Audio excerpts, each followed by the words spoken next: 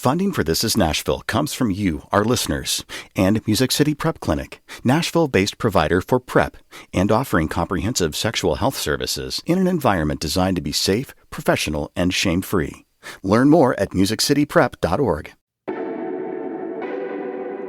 I'm Khalil Ekulona, and this is Nashville. A few days ago, I was giving a mini tour of our city to some friends who recently moved to town. I drove them around, pointing out venues, parks, and cool places to eat. When I told them that Nashville is home to the largest Kurdish community in the country, they were in awe. My friends told me they had no idea, and I was like, most Nashvillians don't know this. So today, we're going to talk about how exactly this came to be and learn more about this community known as Little Kurdistan, with members of the community. That's coming up later in this hour. But first, it's time for At Us. Yes, each week we take time to read the comments so you don't have to. That's right. I'm encouraging you to literally at us on Twitter at This Is Nashville and on Instagram at ThisIsNashville_WPLN. Joining me now with a look back at our past week is our digital lead, Anna Gallegos-Cannon. Hey, Anna. Hey, Khalil. It's good to be back. It feels like forever since I've been in the studio. It's so good to be back with the original At Us crew. Okay, so last week while you were out, we heard from a listener claiming she had found the Purple Martins, which, of course, we've been on the hunt for since our bird episode a few months ago. Yeah, so for anyone who doesn't remember, just a quick backstory. Purple martins famously roosted in the trees outside the downtown symphony until the trees were torn down. Right, so our listener sent this video of birds funneling into a chimney near Centennial Park. So we thought we had found the Purple Martins. But after last week's At Us, we got another email from Bob in Cookville. He said, based on our description, it sounded like the birds were chimney swifts, not Purple Martins. So I am no bird expert at all. So I emailed the videos to someone who would know way better than me. And that was former guest and TikTok birding expert Keith Peluso. Ranger Keith. So he said that, quote, it's hard to tell from the video, but those definitely sound like chimney swifts to me. Okay. So, in fact, the case of the missing Purple Martins is still open. And I know you all are out there are dedicated bird detectives. So if you think you've spotted Purple Martins, you can drop us a line at thisisnashville.org. So, Anna, what else are our listeners talking about this week? So our listeners really enjoyed our conversation with the Tennessee Tribune publisher, Rosetta Miller Perry, earlier this week. Larry tweeted at This Is Nashville to say, quote, Miss Miller Perry said a lot of things we think, but sometimes don't say. She kept it real. It made me kind of sad, but what she said was genuine. And Alejandro also reached out on Twitter to tell us, I was listening to this live. Not gonna lie, this made my eyes quite moist. To hear a champion of change tell it like it is. It was absolutely a 100% an authentic interview, and I got to talk with Miss Rosetta Miller Perry a few weeks before privately, and that was just a wonderful experience. So I hope we can have more shows and guests like that as we go on. So what else did we get from listeners? Well, during last week's Citizen Nashville episode about birth control, we got a message on Twitter from a listener named Margaret. Here's what she wrote. Love the show, but shouldn't there be a guy on this program on birth control? It's a human issue and responsibility, not just a female responsibility. That is a very interesting point. Yeah. For that episode, we focused on centering people who use birth control. And by and large, in this country, that's been made more of a woman's responsibility than a man's. But, so we wanted to center the people who use and need birth control. But, I totally agree with Margaret. I'd love to do a future episode where we bring men to the table to talk about that responsibility and how they're navigating that. All right. We've got one last thing, right, Anna? Of course. I love hearing from our listeners. And we're planning for our next Citizen Nashville episode about monkeypox, which is coming next week. So we'd love to hear from all y'all about what questions do you have about monkeypox. They can be about the disease itself, how it's impacting Nashville, or, if you have questions about the vaccine. Listeners, you can submit your questions on the form at thisisnashville.org. Just to be clear, the episode about monkeypox is coming next week. Monkeypox itself isn't coming here. Yeah. We're not bringing monkeypox. We're just bringing the conversation about monkeypox. Okay. I just wanted to be, it's a small studio. Thanks to our digital lead, Anna Gallegos-Cannon, for this roundup. Anna, we'll see you next week. I'll see you on the other side of the studio, and our listeners know where to find me online. Don't forget to add us on Twitter and Instagram, and let's keep the comments coming. Also, fill out our community survey to let us know what topics you want us to cover at thisisnashville.org. It's super easy and quick, and it helps us produce shows with your needs and interests in mind. We have to take a short break. When we come back, we'll turn to Little Kurdistan and learn how Nashville became the home to the largest Kurdish population in America. Are you a part of the local Kurdish community? What do you want folks to know about your community? What does Nashville mean to you? Tweet us at This Is Nashville. We'll be right back.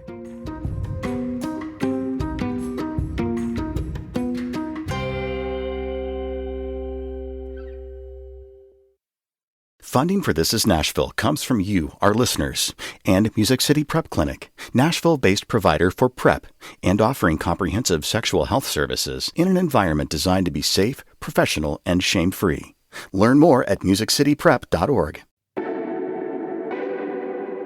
I'm Khalil Ekulona, and this is Nashville.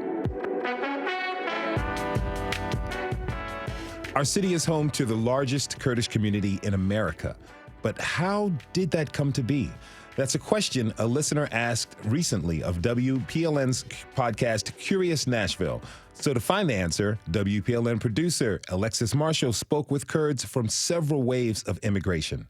Among them was Halmat Kazi, whose family moved to Nashville in 1979 in the first wave.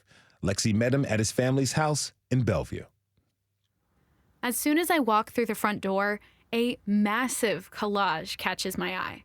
It's leaning against the mantle and contains hundreds of photos of Nashville's Kurdish community over the years. I mean, there's just so many different moments. There's weddings, there's graduations.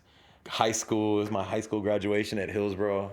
That's the apartment complex there. My dad's in the background, Richland Hills Apartments. He says it's kind of impossible to pick a favorite, but he points out one photo that makes him break out in a smile. I do love this photo with me and Santa. I do. Because that was one cool thing about my pops with my parents all together. It was just like, just embracing the Western culture or, the American culture. But like, I don't know, that to me, honestly, like it displays like, being Kurdish American. So Halmat's family was part of the first wave, meaning the Kurdish community here was really just starting to grow. We were the only Kazi family, but growing up with all these other families, that's why I was like, oh, that's my cousin, It's like, I really feel like, you're my cousin because I didn't grow up with anyone else, but we kind of created our own Kurdish American culture. The collage captures a lot of that sense of community, and it holds some important memories for the family. Some stretch back even before Halmat was born, like one of his dad in Iranian Kurdistan. This is my father, who was a part of the Kurdish Revolution in we call it Rojhelat camps at the time of when the Shah was in power and before the brink of like the Iran-Iraq war, but that was during the second revolution between the Kurds and the Iraqi regime. And so they sought, they got refuge in Kurdistan of Iran. And at that time, afterwards, the Shah of Iran and Saddam had some agreements, and that's when they knew that it wasn't going to be good. And so some Kurds ended up having to go back to Bashur, which is the Kurdistan of Iraq region, and some people, got asylum, and luckily my parents were one of those 700 people that were able to come. You can see photos from that collage in today's episode post at thisisnashville.org. So, Halmat Kazi's family came to Nashville in the first wave of Kurdish refugees in the 70s. But over the years, Kurds continued to move here. My next guests were part of that second and third waves. Dilman Yassin and Dara Aziz, thank you for joining us today. Welcome to This is Nashville. Thank you for having us. Really? Yeah, thank you. Excited to be here. So excited to have you. So, it'd be wonderful to hear about your early lives. Dilman, how did you come to the United States? We actually came in 92. We lived in the refugee camps in Diyarbakir for about 4 years. And then our entire extended family was given the opportunity to come to the States. We landed we first came through New York, through Ellis Island, which among so many other immigrants have throughout America. And we landed in Boise, Idaho, where we lived for about 3 or 4 years. And we realized that there was a large population of Kurds in Nashville, many of whom we actually were neighbors with while we lived in the camps. And so that sense of community really drew us here. We packed our bags and took a bus here and have never looked back. We've been here since. When you were in Idaho, how did you all find out about the Kurdish community here? Did the people you knew, did they write to you, call you, tell you, hey, you need to be in Nashville right now? Yeah, I think the majority of people kept in contact somehow or through our sponsors. We found out that a lot of the people that lived in the camps were located in Nashville. And then by phone calls and letters and things like that, also talking to folks back home during that time, they were able to tell us that some, moved to Nashville, some moved to other parts of the U.S. And so that kind of helped us narrow down what we wanted to do. But yeah, again, that sense of community really drew us here. Was your family very excited when they heard that news? We were really excited, even though we were all together. I mean, it was a very large caravan of my family that moved to Nashville. Still that sense of a larger community where, we were understood, where our culture could still continue and be preserved was really important for my parents and grandparents, especially having so many young children within our family. That was very important for them to pursue. Now, Dara, I understand that your early life was fraught with a lot of upheaval and moving. Can you tell us a little bit about that? Yes. I was born about 1974. In 1975, after that Algerian treaty that was signed between Iran and Iraq, we had to flee Iraq. My mom carried me on her back. My siblings always talk about how she was complaining about me being a little heavy on her back. But anyway, yes, she walked through the border, went to Iran, and then we were distributed in Iran by Iranian government. So I lived in Iran, like in the middle of Iran, for 16 years until 1991 when we came back to Iraq after the First Gulf War. So pretty much my entire life has been, I've been living as a refugee. When did you first come to the United States? I was part of the third phase, which we called Guam Kurdish people. And that happened in end of 1996 when Saddam's government kind of attacked the Erbil city and U.S. forces pulled back from Iraq. And they took us basically with them. We went to Guam and stayed in Anderson Air Force Base for several months until everyone was vetted and the immigration process was done. So we ended up coming to Nashville. Obviously, the previous phases, the one that Dilman was talking about, Helma Ghazi, made the choice much easier for us. We just straight came to Nashville where we knew that a bunch of Kurdish people are already living here. So what did you think of Nashville when you first arrived? It felt home.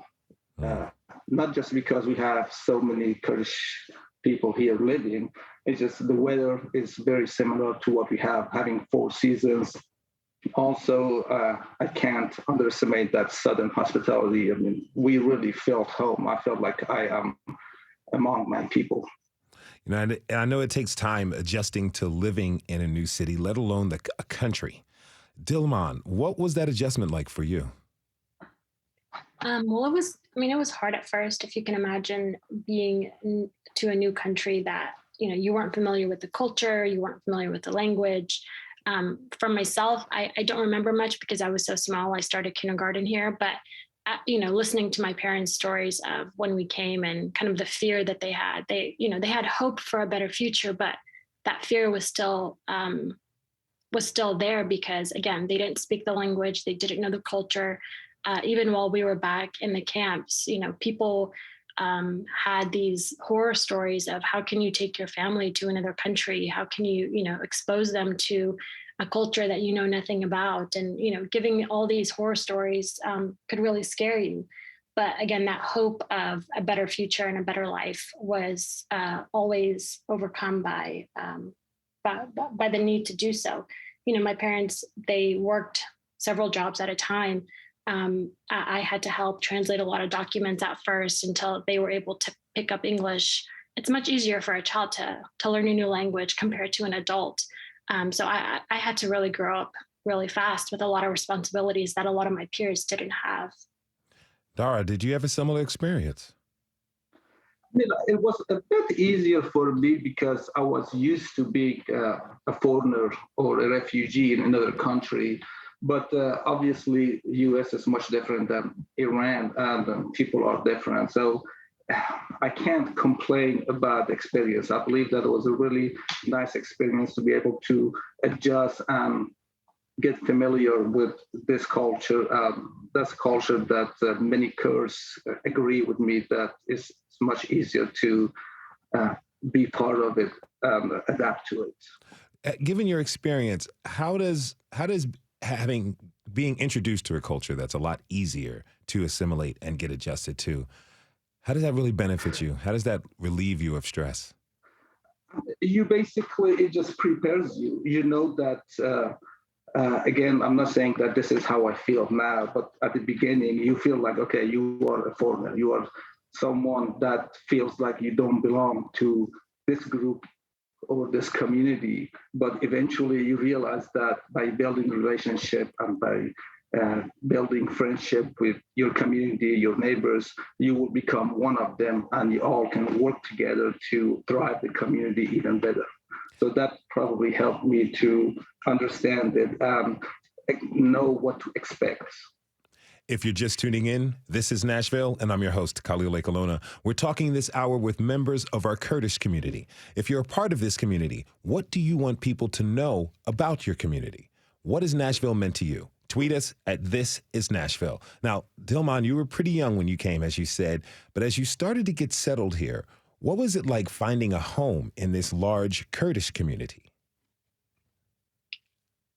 It's different because as a child growing up, I had all my cousins here, and then the schools that I went to were very populated with Kurds. So it wasn't really hard to find myself, but growing up with a different identity, a different culture, it was difficult. Am I Kurdish enough? Am I American enough for my American friends? There were a lot of things that I wasn't allowed to do because, cultural norms and things like that.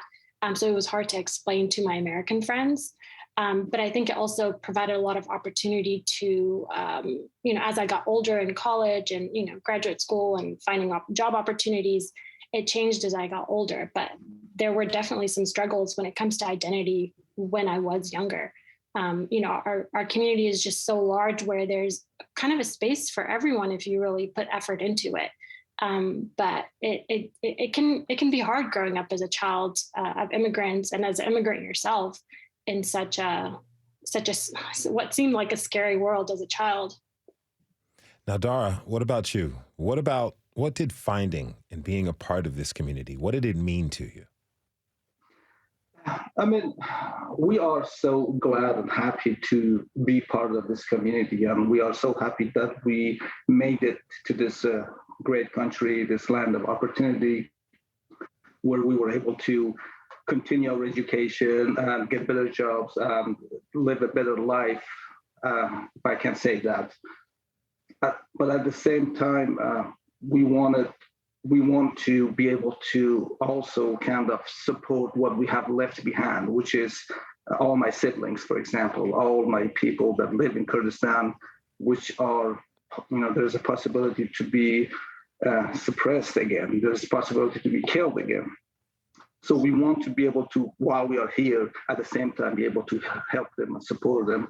And so far, so good. I mean, we've had many gatherings here with our Kurdish community and be able to maybe get support from them, monetary support or support them in their quest for independence, as far as having gatherings outside the court buildings and events like that. So tell me, what is your relationship to Kurdistan? You mentioned that your family and siblings are overseas. Talk to me a little bit more about that relationship.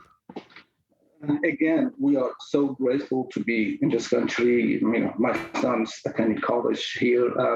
This is something that I don't take it as granted, but at the same time, I still feel like my brothers, my sisters, and when I say my brothers, sisters, I'm not talking about my siblings, I'm talking about all the Kurdish community or the Kurdish people living in all four parts of Kurdistan. As you know, Kurdistan, and after the Ottoman Empire was defeated, they drew the borders. They kind of divided Kurdistan between Iran, Iraq, Syria, and Turkey. And all those people have been suffering many pains all along. I mean, I can have a list of things that happened from their Sim rebellion in 1937, where thousands were killed, from Anfal campaign in Iraq, where 180,000 people were killed or buried alive, from Halabja gas chemical attack, even recently at the Yazidis when they were killed, sold as slaves in Syria by ISIS, and things like this keeps happening. And if history is telling us anything, that it will happen again. So it is important for our community to, while enjoying the life and being a true American and supporting this country, at the same time, be able to support folks back home however they can. Now, Dilman, how about you? What's your relationship with Kurdistan? So I've only been back once. Again, all my siblings are here. My parents are here. I have a few aunts. Well, my mom's side, they're all still there. I have one aunt from my dad's side that's still there. I keep in contact with them on a regular basis, and I've only been back there once. I don't have any specific ties there now, but I do like to keep up with everything that's going on there, and I try to help contribute in any way that I can. But yeah, there is still a connection there, and going back there once in 2008 really helped me kind of digest this part of me that I didn't have growing up. So it was a really deep and great connection to be able to experience. But I live here and I work here, and my family is here. So that's really the connection that I have. Do your parents keep involved with Kurdish politics? They do. I think Kurdish politics run through Kurds' blood, whether you like it or not. I don't keep up with it as much, but I mean, I'm aware of it. However, I think the majority of those that are in my parents' or grandparents' generation, it's something that's just kind of stuck with them, and they keep up with on a regular basis. Now, you mentioned something about going back, I believe it was 2008, and how that gave you something that you felt was missing. Was that key to you really developing your identity? You mentioned before being American. Are you American enough? Are you Kurdish enough? Was that visit key to you kind of solidifying that for yourself? I think so. I think it also helped me develop a real sense of my community here and how I can contribute. Even though I can't do much there, I still have a very large community here that I can help contribute to, even if it's in the smallest way. I can do what I can with what I have at the moment. And so, seeing people that, speak like me, look like me, have similar traditional values as me all around me was really impactful for me. So coming back, as I got older, I was more invested in my community and was trying to find ways that I can better help. Now, Dara, I want to ask about the younger generation, the ones who were born here, but they have different lives than older Kurds. How do you keep them connected to the culture? That is actually much easier than you would imagine. What we have here is a bunch of elderly, our parents, obviously I'm one of them, that are very, very involved in what's happening back home. So our younger generation, they see us, they hear us in looking at or watching the news, seeing us that we are so involved. That automatically just gives them an incentive to be involved. But at the same time, as a member of Tennessee Kurdish Community Council, we have those Nowruz celebrations yearly that we have tens of thousands of Kurds from all over the country come here and celebrate. And we try to promote Kurdish culture to these people. And I'll take this opportunity to ask any of our listeners that if they have time, that end of the March of each year, usually on Sundays, if they have chance to come in and join our celebration where we have a lot of food and dancing and live music. It's a great opportunity to know us and know who Kurds are. But this is a really great opportunity for our younger people that they see each other. They don't care that what part of Kurdistan you're from. Everyone introduces himself as a Kurd and we all are together. We feel like as one force trying to keep this tradition, keep this culture alive and show people who we are. Okay. And, if anybody wants to listen, we have an episode about Nowruz. It was during our first month on air at This Is Nashville. You can go to thisisnashville.org to find that episode. Now, Dilman, tell me, how do you maintain your culture and identity while becoming a part of the societal fabric here in Nashville? I think my culture is always an opportunity for me in anything that I do, whether it's work, school, outreach. I think it's a great opening dialogue for me wherever I go. I think, sometimes people can get offended if you ask where are they from. To me, I flourish when someone asks me that. Mm-hmm. It's an opportunity for me to talk about my culture, to bring those that don't know anything about it, bring them into this world that, they may not know much about. And so I really use it as an opportunity for so many things. And it's helped me, make connections and build a network of people in Nashville that, may not have known about my community at first, but now are fully invested in our community. And so for me, it's always been an opportunity to always put my community first and find opportunities to not just help myself, but all those around me. Now, Dara, tell me, what has Nashville meant to you? I believe that I mentioned this before, but Nashville is the second home for me. It's becoming the first home, honestly, because I have been living in the United States and in Nashville more than anywhere else during my entire life. Nashville is a friendly city. That Southern hospitality that I keep mentioning has really attracted us to here. We feel home. We never felt that we don't belong to this community. Nashville is where it gave us the opportunity to become who we are now, which is much better situation that we have had before we come to the U.S. And we are really grateful for that. Dara Aziz has made Nashville his home since 1997 and is the secretary of the Tennessee's Kurdish Community Council. Dara, thank you so much for being on the show today. It was really great talking with you, my friend. Dilman Yassin, stay with us through the break. When we come back, we'll explore the way the Kurdish community has evolved in our town, and we'll learn what their hopes are for continued growth in the future. Are you a part of our local Kurdish community? What do you want to know about to your community? What do you want us to know about your community? What has Nashville meant to you? Tweet us at This Is Nashville. We'll be right back.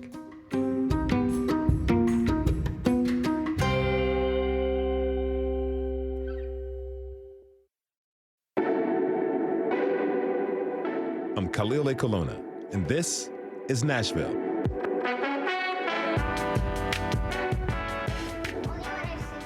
Come on, beautiful, let's go. Come on, Miss Tina. It's a busy day out at the Salahuddin Center in South Nashville.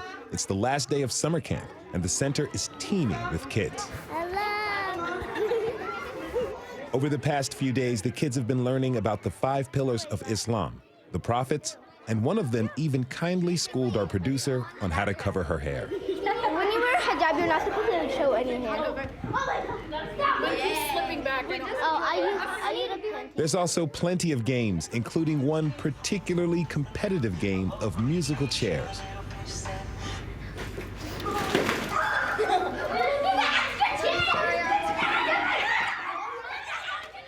16-year-old Rabia Ayaz volunteers at the camp. She moved to Nashville earlier this year with her family. And I haven't really explored that much of my Kurdish side because I grew up in Virginia with the Turkish community. But moving here, it's teaching me a lot more about my culture. I can accept it, and I can enjoy myself while also enjoying my American identity. These youth represent the future of Nashville's Kurdish community. Joining me now to talk about that future are Nawzad Harami and Media Elmas. Thank to you both for being here. Welcome to This is Nashville. So, Nawzad, you came to Nashville in 97, and then the very next year, actually, you helped found the Salahuddin Center in South Nashville, which has been, we just heard a little bit of. When you opened the center back in the late 90s, what was the hope? Yeah, one of the things that, first, thank you for having us today, and thanks for NPR. One of the things that in my life to practice is living with hope. Don't lose the hope. When we arrive, I left Kurdistan in 1996, like Mr. Dara Aziz, he said. We lived in Guam for 4 months, like that, and arrived Nashville on March 13, 97. And after that, when we have a large community, and they're grateful for those first families who arrived in the 70s, that they built the first cells of the Kurdish community. When we come here and we see more than 10,000 Kurdish we have in Nashville, and before there was some working to how they can build the Kurdish community. They have some organizations, but we gathering all together to how we can build the community. What we need to do, we need to working for this community to living here, protect our identity, protect the Kurdish culture, Kurdish language, and at the same time living as a Kurdish American. From that time, we start to build the Salahuddin Center of Nashville on March 98. So with the support of Kurdish community and also Muslim community in Nashville, because one of the work of Salahuddin Center is a faith-based, religious faith, Islamic faith-based organization and community center. Mm-hmm. Now, what did it really mean to you, especially during those early years? Yeah, those areas when I come, exactly as Mr. Dara Aziz, he said, after I was working with the nonprofit and the NGOs at the Kurdistan, we had about 4,000 destroyed villages. In Kurdistan, we have about more than 300,000 refugees in Iran and in Turkey. And at that time, after the first Gulf War, United Nations involved and many organizations, foreign organizations, they involved to reconstruction in Kurdistan to help resettle the refugees. And one of the main organizations is USAID. They support by USAID. So I working with those organizations. When the Iraqi regime in 1996, they re-attacked Erbil and they declared amnesty for all Kurdish, except who they work with the foreign organizations, so that their penalty was executed. At that time, at the time of former President Clinton, he made a decision that to evacuate all of us to United States, and we left Kurdistan on December 96. We arrived in Guam, in Anderson base, and we stayed there about 4 months to train and finished all the immigration work and train how the life in America will be. So when we arrived here, our eyes was open and all with the support of the Kurdish community too and the Nashvillian community. So we lived with a hope. We warp our sleeves. We start to how to build the community. Now, Media, I understand that you were born in San Diego, but you moved here as a toddler in 1995, right? Yes. So Nashville's long been a home for you. You've seen your community grow a lot over time. Tell me, how has it changed over the years? I definitely have seen much change, especially with the different types of Kurds that are coming in. I know there's Kurdistan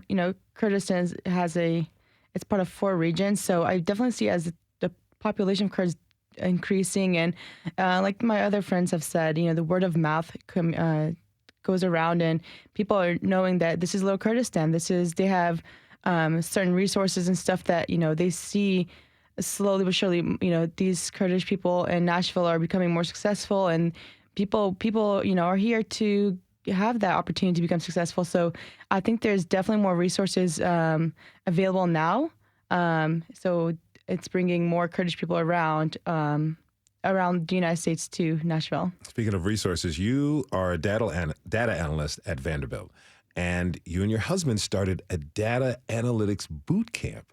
Tell me about that. Yeah, so I was one of the first in my entire family to graduate college. So I got my bachelor's in biochemistry, and then I pursued my master's in biotechnology at Middle Tennessee State University. And that's when I actually fell in love with data analytics. So currently working at Vanderbilt. I'm very open about my career path, so I'm always, trying to help the community know about these different fields. So my husband and I, with a friend, we partnered with Renas Tech School. So Renas in Kurdish means know your path. So when you put it together, know your path in tech. So our intentions for this boot camp was to target the Kurdish community. However, out of our population, our demographic population of the boot camp, there's only 25% of the Kurdish students. So the intentions for this boot camp is to help train the students into what it's like to be a data analyst, and we help them learn the tools they need. Traditionally, schools, college degrees and stuff, they have all these extracurriculums, all these things, but a boot camp is way more fast paced, and we kind of give them exactly what you need: the hands-on training, the tools they can represent in their resumes. So it's the whole process is after getting accepted, and we want to know what your purpose is and if this is the right fit for you. So after screening that, we kind of give you a breakdown of how a data analytics bootcamp environment's like. So with that, working on these specific tools, projects, and then we also help them with the whole professional development aspect. Help them with resumes and connecting them to other analytics people in this community, and help with the whole, job application to help launch their career path in analytics. Okay, so Media, can you share any success stories from former attendees of the boot camp?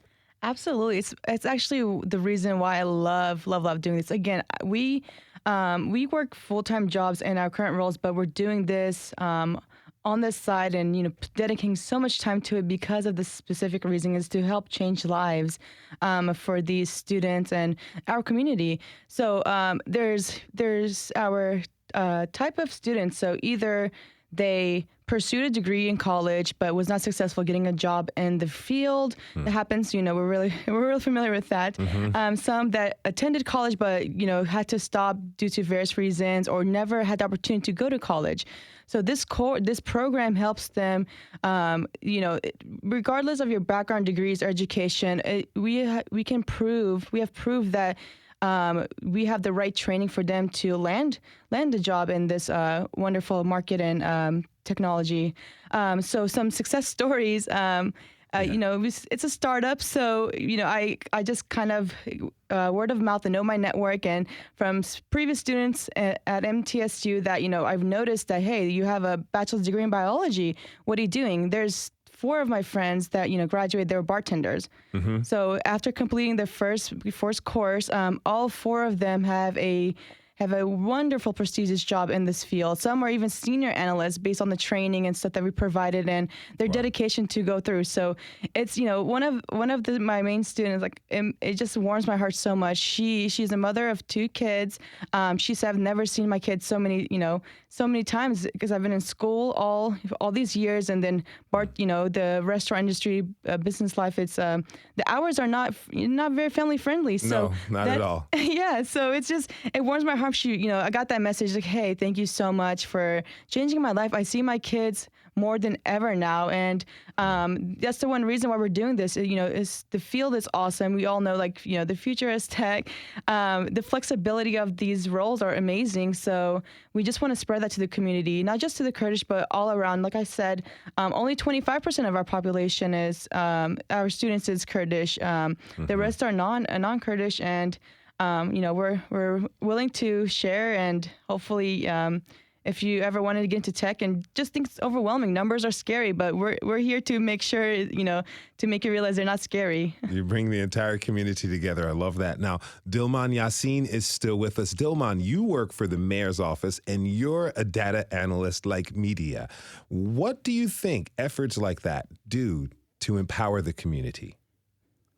I think it's really great because it shows that it shows the youth, especially, that there are people like me doing things that are not very maybe traditional.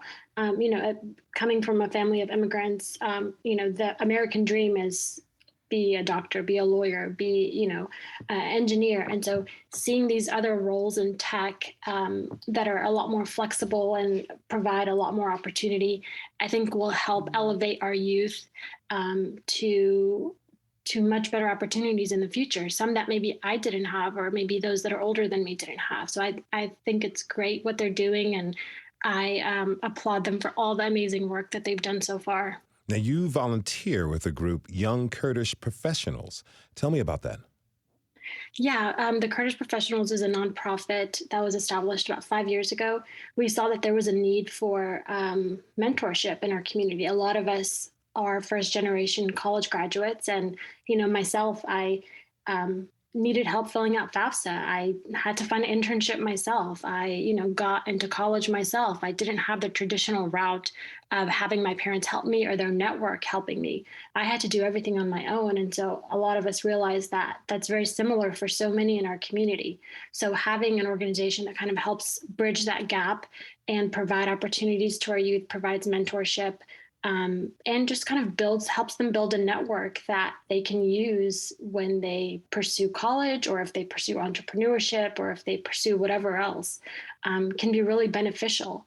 And so that I've been doing that for about 5 years, and I really enjoy it. And being able to talk to the youth and kind of see what the struggles and the successes that they are going through has been very fulfilling.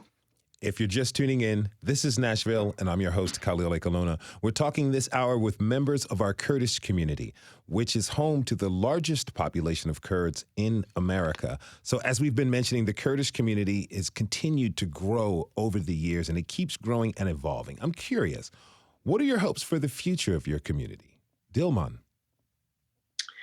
I hope that our community can one day establish a community center that focuses on culture, that focuses on kind of having a space for everyone to come and, Kurds and non-Kurds, to come and learn about our culture, our traditions, and kind of the history of our community in Nashville. I think that's something that a lot of people that I've talked to really want. It's just about finding the network to help build that and to connect the dots to get that established. But I'm hopeful that that can happen in the future. Media, I see you nodding your head. What are your hopes for the future? Same exact thing as Dilman mentioned. We've been here for so many years, and it's kind of, it's something we absolutely need. That's the fear of our parents, is losing our culture and traditions. So there's many times like, hey, speak Kurdish inside the house, because if, the language itself, like it's kind of sad that, some of these younger folks, they don't have that, and like they don't either know how to speak, or it's very broken. So I definitely agree with Dilma. We need a community center for the youth to help with that, to have like events and stuff stay intact with their culture. And yes, we have these wonderful culture festivals and stuff, but something that's more driven into like the actual more information and more of the traditional cultures for students to learn versus just like a fun gathering. Gatherings aren't great, but we need something that's more educational to the tradition.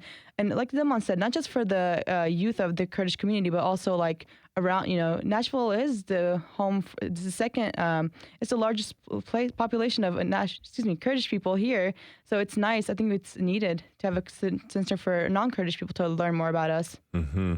Now, Zad, what about you? What are your desires for the youth in particular? Exactly, for the youth, my desires, we need to empower them, and they need to focus on their educations. At the same time, as we said in the beginning of my speech, keeping the cultures and language.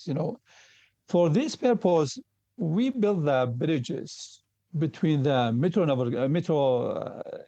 Nashville Metro government, between the Tennessee government, Metro Public Schools. We had many seminars with them. The Metro Public School, they come to Salahuddin Center. We meet with the parents, both parents, teachers, and the student. We empower them to focus on the education, to continue the education after the graduation of high schools. And that's improved so much now. And also building relation with the universities, just to focus the education. It's not just university in here. Even I reached out to University of Indiana University in Bloomington. They have a Kurdish class there. So we work on that. Then now the Kurdish class program they bring to Nashville, and also they study Kurdish language. The second the class will start for this semester on September 13. So the free Kurdish classes. So for this kind of activities, we encourage and empower our youth. Our youth is our futures, and we need to build them a model citizen in this country. And we need to prepare them to run for the office, run for the mayor, for the council, for the state representative, for the Congress, for the Senate. So that's our hope, and we work on that. And I'm sure we will achieve that. Mm-hmm. With the help of all Kurdish communities together and Nashvillian community too.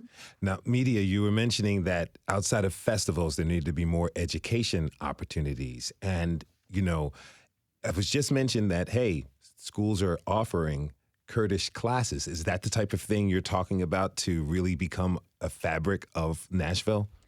That definitely helps. But for my idea, like the best environment for the youth, because Nawzat is right, 100%. The youth is our future. But I think having some kind of platform, some kind of educational system early on, I'm a mother of a 6-month-old baby, and congratulations. Thank you so much. And we're playing Kurdish cartoons on YouTube for him, just because the interaction. Just from myself, I'm an example for this too. It's like I was born and raised here, but my first language was Kurdish because my parents they didn't speak. They had the barrier of not knowing the English language. So I grew up learning English, going to schools, watching these American cartoons and stuff. So it's proven. Even I'm sure other Kurdish families can agree. Like your child will learn English no matter what. Being raised here in America. But the Kurdish language is all up to the parents and the people around them. And unfortunately, like for me, it's only my I don't have many cousins and stuff here at all. Everybody's in Kurdistan, Germany. They're all over the world. But so if I have to rely on who speaks Kurdish to my child, things, I would hope it would be good. But foreseeing that and speaking English mainly, I don't see that happening. So I'm starting early on. He's 6 months and watching these Kurdish channels. He loves it. And every time I put on English, he just looks at it like he makes this facial expression like, what is this? It's the cutest thing. So just thinking about, planning for the future, for his future, I would love some kind of educational group or some program for to have him there to learn about not just the language, but like the mannerism, the hospitality, the foods, and just more of those traditional things that, I've noticed that kids do lose compared to the Kurdish tradition. Mm-hmm. Now, Dilman, you have young children. Does what media was saying resonate for you? And, what do you want Nashville to be for your children as they grow? Absolutely. I have 3 children, and culture is such a huge, important aspect of our daily life. It's something that we talk about all the time, something that we embrace, something that I want my children to be proud of. Again, having a space where, you can go and learn about your culture, or have activities, or have seminars, or have just a safe space to kind of fulfill this identity, this part of your identity, and also a place where non-Kurds can come and learn about our history and learn about our culture and find connections. I've been very vocal in so many different things within Nashville as it relates to the Kurdish community, but I'm not the only one. Like, there's so many other people in our community that can contribute to the greater good and have a voice and are doing amazing things. But oftentimes they're kind of overlooked because they just don't have the opportunity, or maybe they just don't have the connection, or maybe they don't feel safe, or I'm not sure, but there's so many Kurds that could be part of this bigger conversation. And I think having a space that, everyone can actually come to and visit would really help contribute to all of that. And I want my children to be able to do that as well. Not just because I've done it, if they want to do it, I want them to have a space that they can actually go to and be able to fulfill those cultural needs for themselves. That is Dilman Yassin. She was joined by Nawzad Harami and Media Elmas. Thanks to you all for being here and for this conversation. We want to thank everyone who tuned in this hour. Tomorrow, we're going to turn the limelight on Music City's songwriters. We'll talk about the craft and the industry of it. Tune in. This is Nashville is a production of WPLN News and Nashville Public Radio. Listen back at thisisnashville.org or wherever you get your podcasts. Our producers are Steve Harouche, Rose Gilbert, and Alexis Marshall. Our digital lead is Anna Gallegos-Cannon. Michaela Elias is our technical director. Our executive producer is Andrea Tudhope. The masterminds behind our theme music are Larange and Namir Blade. Special thanks to Tony Gonzalez and our former intern, Doreen Chernecki. Shout out. The conversation doesn't end here. Tweet us at This Is Nashville. Find us on Instagram and tell us what you want from our show by filling out our quick survey online. This is Nashville. I'm Khalil Ekulona. We'll see you tomorrow, everybody. And be good to each other.